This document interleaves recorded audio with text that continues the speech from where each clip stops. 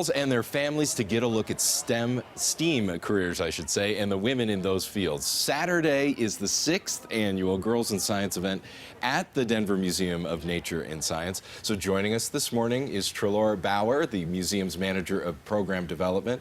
Thank you so much for waking up with us. We sure appreciate it. So explain the concept behind this event. Well, I like to say this event is inspirational. It's not so much informational.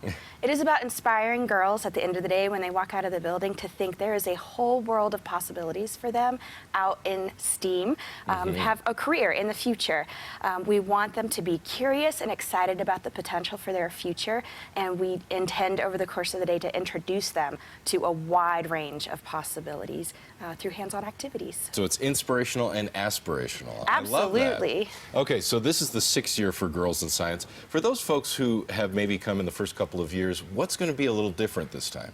We always talk to our guests. We do surveys with them, and so every year we learn something new about what they want to do when they come back in the future. And so each year we've added elements to create more opportunities for girls to engage with women who are here, the scientists and the engineers, with additional presentations, films they can watch, additional hands-on activities. And so we grow and change every year in response to what the audience is asking us for and what the families feel their girls need the most. I just love how hands-on it is out there. What made the museum want to put something like this together? We are big believers in empowering everybody to have access into the sciences for a potential career.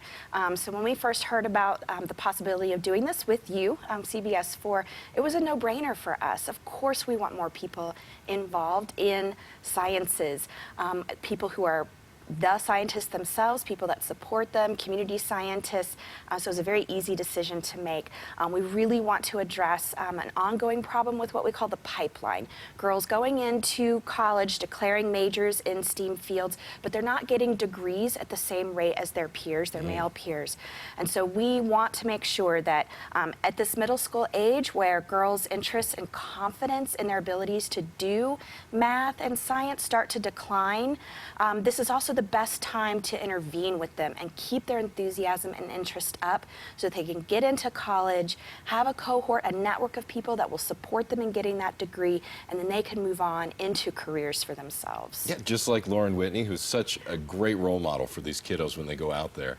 I love that. She's a scientist as well. She's got her degree in meteorology. So what kind of clubhouse is the museum going to be doing this year? We're doing a really fun one that partners two of the women from our science division. One works in our genetics lab and the other is one of our zoology preparators. So she works with taxidermy, if you will. We have 5 species of chipmunk in Colorado. I bet you didn't know that. I didn't. But on the surface, they look a lot alike. And so the only way for us to really know for sure which one of the 5 we might have in collections is to run a DNA sequence on it.